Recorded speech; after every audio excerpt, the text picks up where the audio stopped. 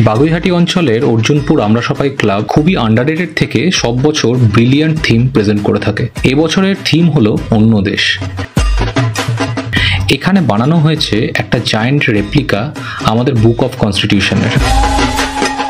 আমাদের দেশে সাংবিধানিক অধিকার সবাইকে দেওয়া হলেও ম্যাক্সিমাম মানুষ এই রাইটস থেকে বঞ্চিত। দেশ স্বাধীনের ৭৫ বছর পরেও আমাদের দেশে বহু মানুষ বেসিক সাংবিধানিক অধিকার পায় না। এই থিম ফুটিয়ে তুলেছে এই বছরে অর্জুনপুর আমরা সবাই ক্লাব। এখানে দেখানো হয়েছে একটা মোটর বাইক মালপত্রে বোঝাই একই রাস্তায় চক্কর কেটে চলেছে, যেটা বোঝানো হয়েছে সাধারণ মানুষের শ্রমবাহী জীবন।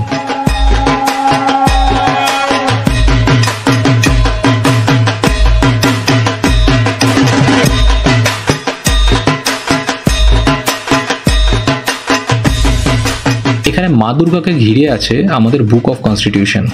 আসুন দেখাই এই ক্লাব থেকে করা একটা অসাধারণ অ্যাক্ট। আমরা ভারতের জনগণ ভারতকে একটি সার্বভৌম সমাজতান্ত্রিক ধর্মনিরপেক্ষ গণতান্ত্রিক সাধারণতন্ত্র রূপে গড়িয়া তুলিতে এবং তাহার সকল নাগরিক যাতে সামাজিক, অর্থনৈতিক, রাজনৈতিক ন্যায় বিচার, চিন্তা, মত প্রকাশ, বিশ্বাস, ধর্ম, উপাসনার স্বাধীনতা, সামাজিক প্রতিষ্ঠা অর্জন, সুযোগের সমতা প্রতিষ্ঠা, ব্যক্তির মর্যাদায় জাতীয় ঐক্য সংহতি সুনিশ্চিতকরণের মাধ্যমে তাহাদের মধ্যে যাহাতে ভাতৃত্বের ভাব গড়িয়া ওঠে, তাহার জন্য সত্যনিষ্ঠার সহিত শপথ গ্রহণ করিয়া মত্ত বইটা মুক্তি হয়ে দেখছে কিছুই বলছে না, স্বদেশ মুছে গামছা দিয়ে অপমানের রক্ত খায়। শোকের বন্দি শব্দগুলো কাদামা মুখঘর ছাড়া, শোকের বন্দি শব্দগুলো কাদামা মুখঘর ছাড়া, সবার ঘরে ছড়িয়ে পড়ুক শব্দ রেখে শিরদাঁড়া।